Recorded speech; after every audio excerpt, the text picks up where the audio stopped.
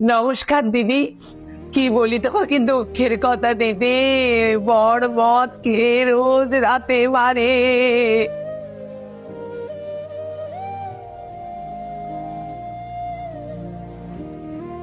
আমি ঘুমাতে পারি না দিনে।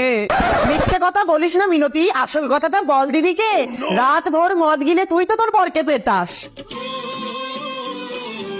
নমস্কার দিদি, আমি এসেছি কারণ আমার বাড়িতে ফ্রিজ, আলমারি, টিভি কিচ্ছু নেই। শুনেছি দিদি নাম্বার ওয়ানে দেওয়া হয়, তাই এসেছি। এইরকমই মনের জোর যেন সবসময় তোমার থাকে এই কামনা করি। ও, তোমরা একটু চুপ করবে। রচনা দিয়ে তুমি আমার কথা শোনো। আমি এসেছি কারণ আমি শুনেছি নাকি এখানে জিতলে ফার্স্ট প্রাইজ ছেলে পাওয়া যায়, আর আমি কিন্তু একদম সিঙ্গেল থাকতে পছন্দ করি না। তোমরা একটু চুপ করো তো, আমি বলবো। নমস্কার দিদি। হ্যাঁ, তোমাকে আর কি বলি, আমার বাড়িতে এখন খুব অভাব চলছে।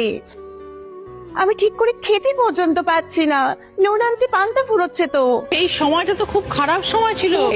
বাবা গো, কি মিথ্যেবাদী, কি মিথ্যেবাদী। দিদি, তুমি জানো না, তুমি যটা সিনেমা করনি তার থেকে বেশি ভরি গয়না ওর কাছে রয়েছে, জিজ্ঞেস করো।